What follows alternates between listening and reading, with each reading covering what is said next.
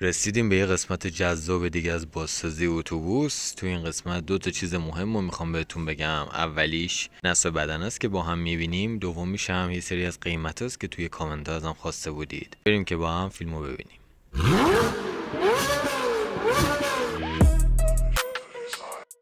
خب همونطور که میبینید بدنه سمت راننده رو در آوردیم که توی فیلم قبلی هم بود.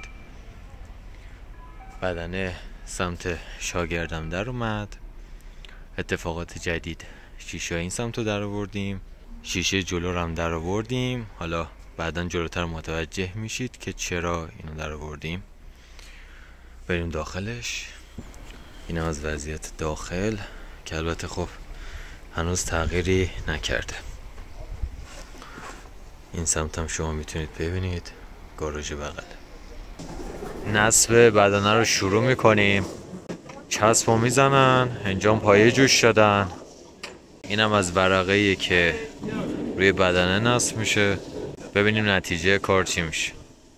اومدم نزدیکتر ورقه رو بهتون نشون بدم. ببینید چقدر بزرگه. اینم از حمل ورقه.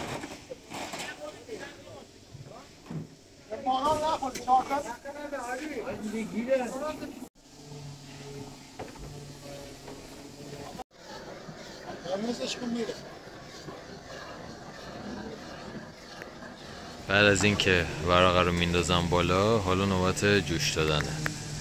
نمیرم جلو که چشمتون اذیت نشه. واسه خسته نباشید. واسه سلامتش. مرسی. دوستان پرسیده بودن که هزینه اتاق سازی اتوبوس برای بازسازی حدوداً چند میلیون میشه، بهشون بگید. بستگی داره دیگه. تقریبا یه 0 تا 100ش تقریبا 700-800 تومان. 700-800 میلیون. مرسی. کار درجه کامل چیا میشه؟ کامل بازسازی بیرون، کف جوا، کلا دیگه شامل بازسازی کامل دیگه. دست شما درد نکن. خیلی ممنون. خسته نباشید. خدا نگهدار. مرسی. این ضخامت این بالا رو میبینید؟ ابر نیست، آلودگیه.